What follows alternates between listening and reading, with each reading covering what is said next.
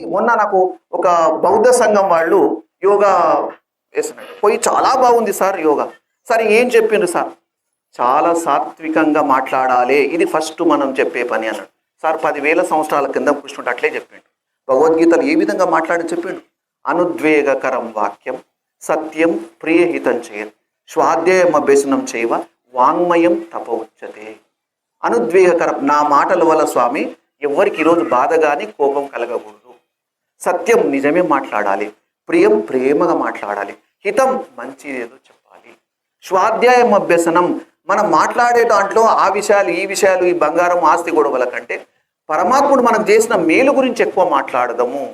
ఇది ఇంతకన్నా సాత్వికత ఉంటుందా? చాలా ఉన్నాయి. ఎందుకంటే ఈ సందర్భంలో కొన్ని మన నిత్య జీవితంలో ఏ విధంగా ఉపయోగపడతాయి అన్ని రకాలుగా కృష్ణుడు చెప్పిండు. మనం చూస్తూ ఉంటాం, మీ కథలు వింటారు. కొంచెం కుచేలుడు కొంచెం అటుకులు ఇస్తే అంత పెద్ద సంపాదించిండు. నాకు కృష్ణుడు చెప్పిండు. ఏం చెప్పిండు? పత్రం పుష్పం ఫలం తోయం ఏమే భక్త ప్రయచ్చతి తదహం భక్తు ప్రకృతం అశ్నాని ప్రయతాత్మన. నాకు ప్రీతితో మీరు పత్రం ఆకులు పెట్టండి నైవేద్యంగా, పుష్పం పూలు పెట్టండి. అయ్యో మా ఇంట్లో ఈరోజు పువ్వులు పుష్పాలు కొబ్బరి ఏమి లేదు, తోయం అంటే నీళ్లు పెట్టండి. మీరు భక్తితో పెట్టండి, నేను ప్రీతితో స్వీకరిస్తా.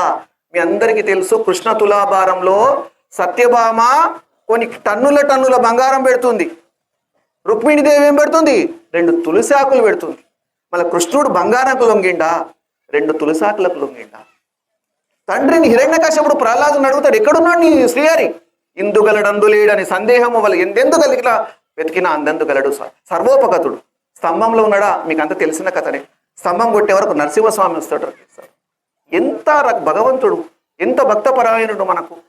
నాకు ఒక సందర్భంలో మేము సాధారణంగా మధ్వ సాంప్రదాయానికి చెందిన బ్రాహ్మణులు, మా ఇంట్లో శాలిగ్రామ పూజ అంటే ఎప్పుడు జరుగుతుంటుంది.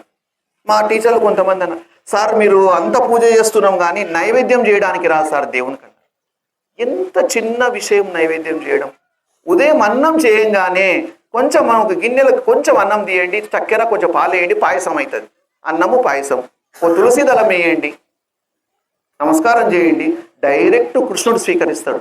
మామూలుగా ఉన్నదాన్ని అన్నం అంటాము, దేవునికి ఇచ్చిన దాన్ని ప్రసాదం అంటాం. ఎవరైనా ఒక స్వీట్ ఇచ్చింది అనుకోండి అట్లే తింటాము. తిరుపతి లడ్డు అంటే చెప్పులు వదిలి కళ్ళకు అద్దుకొని తింటాం. 2 ఒకటే కదా పదార్థము, 2 ఒకటే. స్వీట్ షాప్లో తెచ్చింది స్వీటే, అక్కడ ఉన్నదే స్వీటే. ఆ భావన రావాలి. భావన మనకు ముఖ్యం ఉన్నది ఇంట్లంతా కూడా. ఆ భావన మనకు భగవద్గీతలో ఈ విధంగా కృష్ణుడు ప్రతి విషయం మనకు చెప్పుకుంటా పోతా ఉంటాడు. ఎవరు అన్ని చెప్పుకుంటూ పోతారు. చెప్పడం చాలా సులభం. కుర్చీ మీద కూర్చున్నాము, మైక్ ఇచ్చిండ్రు, చెప్పడం కాదు. నీవు పాటిస్తే అని చెప్తాం. యద్యదాచర శ్రేష్ఠ తత్తదేవేతరో జన సయత్ ప్రమాణం కురుతో లోకాస్తదనువర్తతే.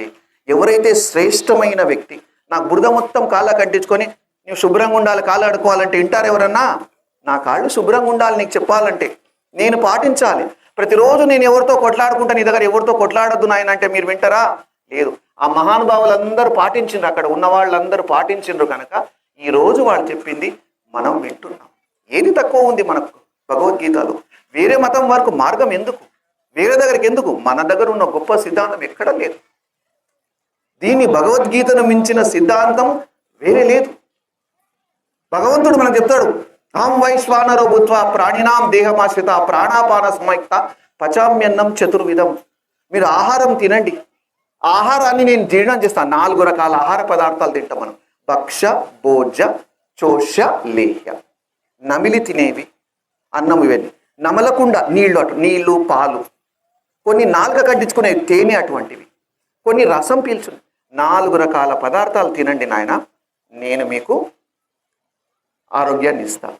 అటువంటి భగవంతుడు లోపల ఉంటే, ఉదాహరణకు ఎవరో ఒక గురువు రేపు మీ ఇంటికి భోజనానికి వస్తా అంటే నిన్న మిగిలిన ఆలుగడ్డ కూర ఆయనకు పెడతామా? రాత్రి చేసింది పెడతామా? పెట్టాము. చాలా శుచిగా శుభ్రంగా వండి పెడతాం.